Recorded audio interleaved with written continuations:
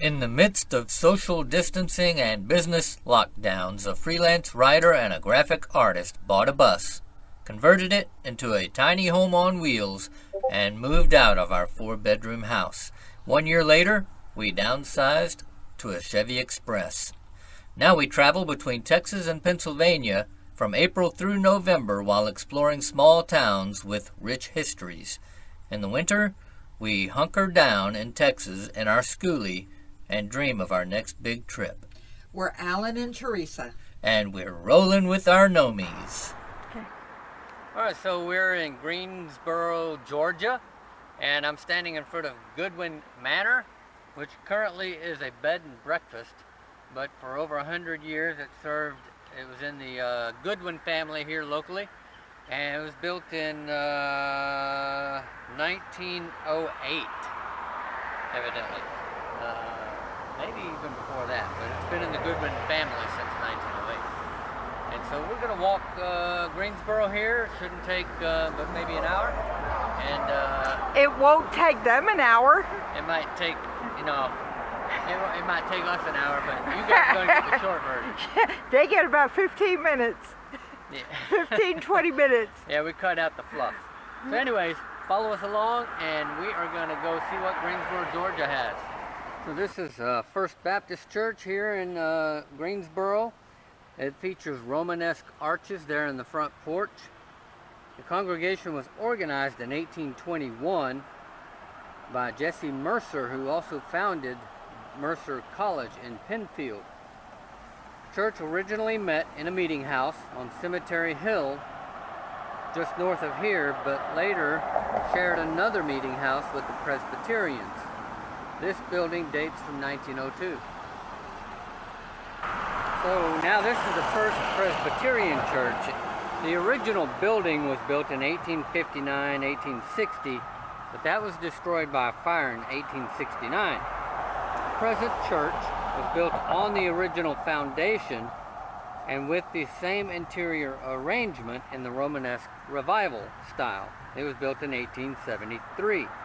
The spire and bell were added in 1893. 4 pulpit chairs and a Bible, given by the students of the Greensboro Female College, are all that were saved in the fire in 1869. So the post office was built in 1939 as a part of the WPA program, Works in Progress Administration. There are a couple of murals on the inside, Cotton Picking in Georgia and the Burning of Greensboro, which depicts the razing of Greensboro by Creek in 1787. And they were painted on the inside, and it's closed, so we can't go in and see them, but sounds interesting. Go. Okay, in 1900, the Big Store was the largest emporium between Atlanta and Augusta. It was purchased by Mr. J.H. McCommons. He added a funeral home and caskets to the stock of dry goods, hardware, ready-to-wear, and millinery. It rightly boasted that it sold everything from the cradle to the grave. Out back there was a large manually operated elevator attached to the building. It was a part of the funeral business. Coffins stored upstairs were lowered onto the horse-drawn hearse that carried the departed to the cemetery at the end of the street. This oversized outdoor dumbwaiter was also used to transport large items up to the second floor of the department store. So upstairs you could buy farm equipment, plows, a brand new automobile, and there was always at least one car on display. And by 1936, Mr. McCommons was also a licensed embalmer. Oh, Lord. So interestingly, in 103, the section on the left of the building here, where the funeral store was located, where the funeral business was located, they called this Oscar. One hot August day in 1937, a vagrant got off the train in Greensboro and set foot on to Madison. He was discovered collapsed on Highway 278, Madison Road in Greensboro, and dead. He was taken to the big store and embalmed by Mr. McCommons, who was also a coroner. and he named the man Oscar. Scores of people who had missing relatives came and looked at Oscar, but no one claimed his body. The story of Oscar spread, and he became an outstanding tourist attraction for Greensboro. Of course, all that changed when a Georgia Health Department official was dispatched to investigate the Oscar situation. He asked a question of Mr. McCommons. "Is it really true that you have a man here who died 15 years ago?" Mr. McCommons replied, "No, he died 25 years ago." The official insisted that the funeral home bury Oscar, thus ending the story of the town's most famous unknown man. Okay then. At the end of the block were built in the 1850s and served various functions. The Thomas building was a grocery store, a fabric store, and several other shops.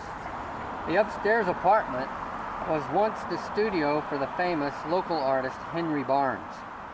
During the 1920s, when the grocery store closed, people would enter a local office at the back, tap on the bookcase, and were let into the back of the building, where they were led down a trapdoor stairwell to Greensboro's first tea room, quote unquote, full of hooch from the local moonshiners and jazz music. All right, go ahead.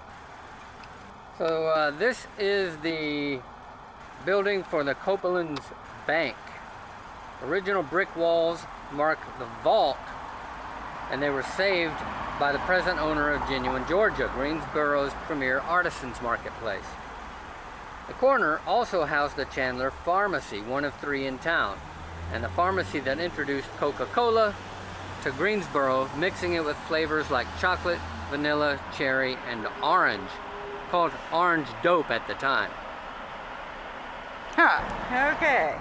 All right, so we're looking at the Herald Journal building, and it was built in the 1850s. Now, of course, is the home of the local newspaper. Ironically, this was the site of the original 1800 Greensboro Observator, a widely read weekly newspaper. In the early 20th century, Charlie Poulos, a Greek immigrant from New York, opened and ran his city cafe. In the back was a pool hall, and in the basement, Charlie installed a bowling alley. Okay. Now, the window reads, "Welcome to Greensboro, a town of 3,500 people and a few old grouches." Right here is the Chamber of Commerce building. I think it's empty right now. At one time it was the Chamber of Commerce. It was built in the late 1890s. The upstairs was known as Gossip Central. That's where the Bell telephone switchboard patched in numerous towns across the city. Downstairs, the Bank of Greensboro served a growing business district. All right, so now you can see the bars. Okay, ready? Yeah. In 1925, L.L. Wyatt began his law enforcement career as a Greene County policeman and waged a one-man war against the making of illegal corn whiskey. Prior to his arrival, moonshine production was considered the leading industry in Greene County, and its product was enjoyed in all the finest hotels of Atlanta. After having rid the county of its moonshiners, Wyatt ran for the office of sheriff in 1940, defeating the incumbent. He served as sheriff until he died in 1977. At the time of his death, he was the longest-standing sheriff in the state, with 37 years of service. And this is where he did his business. It looks like he added a jail to the back of his house. That's what it looks like. Now, bear with me here while we take a walk, because you could see the bars on the windows at the beginning of And this this looks clip. like a house. The front definitely looks like a house. And the back definitely looks like an old jail. So you got, okay, let me see. Let's see if the camera will cooperate here. Yeah, bars on the windows. House right in front. No bars on those windows. Okay, here's more on that jail. Now, steps to the house. And the back of the jailhouse had a separate entrance. Yeah, that's where he would take the prisoners in. I guess he didn't walk them through the ladies' parlor, huh? I guess not. But, yeah, that certainly looks like it was attached to his home. Okay, and then we got this. Yeah, let's come around to the front.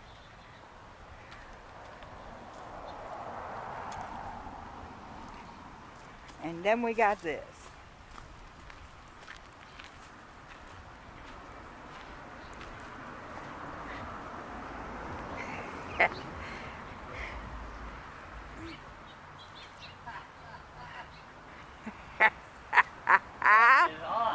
That is pretty awesome. Wow. Now, I'm just going to say, This is called the Old Gaol. that's pronounced jail. Yeah, it's Celtic. Yeah. Jail, I guess. Believed to be the oldest standing masonry jail structure in the state of Georgia, the building has remained virtually unchanged since its completion in 1807. The gallows and trap door still remain where prisoners were dropped to their death. In use until 1895, the jail with its 2-foot thick granite blocks was patterned after the Bastille in Paris. That is just too cool.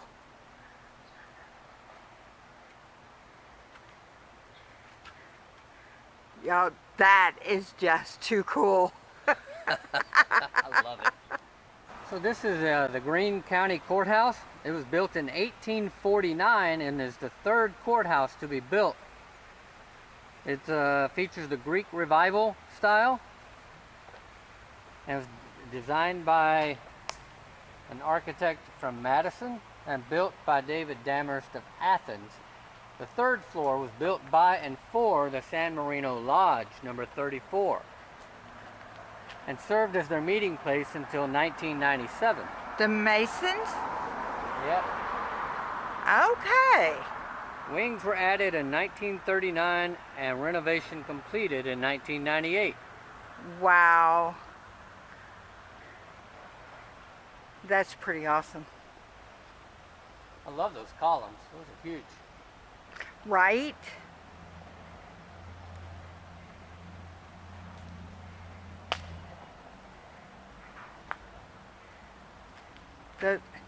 It's just an impressive building. 25 is 118. Okay. All right, this little building called the Marble Slab, back in the 1820s, Greensboro boasted a bakery and candy factory. Located under the stores now known as Greensboro Florist and Greensboro Jewelers. Yeah. The white building right next to it too. A stairway from the sidewalk to the basement led to the oven located under the sidewalk. Around that time, Mrs. Charity Grimes ordered a marble slab to mark the grave of her beloved and recently departed daughter, Lucy Adeline Grimes Grisha. Not long after the slab had been placed over the grave, it mysteriously disappeared and no trace of it could be found. Somehow, Mrs. Grimes learned that there was a suspicious-looking marble slab in the underground bakery, which was being used in making candy. She immediately paid the bakery a visit. Ms. Grimes demanded that she be shown the underside of the slab. Alas, it revealed the name of her beloved daughter. Her ultimatum was that if the slab was not thoroughly cleaned and placed where it belonged by daybreak the next morning, the aforesaid baker would find himself in the Old Rock Jail. He complied immediately, and the marble slab was returned to its proper place in the cemetery. Okay. Maggie Lane building, built around 1860. It was once a Hunter's drugstore. It was run by the same family for over 100 years. It had many loyal customers during the 3 generations of Hunters that ran the pharmacy, but none of those were as loyal as Ralph, the charging dog. The drugstore had a popular soda fountain, In the 1940s, a customer and his dog came in every day for a scoop of Hunter's Best ice cream. When the old man died, the dog kept coming. Dr. Hunter discharged the scoop to the family's account. That's cute. Folks, this is one of the funnest walking tours we have done.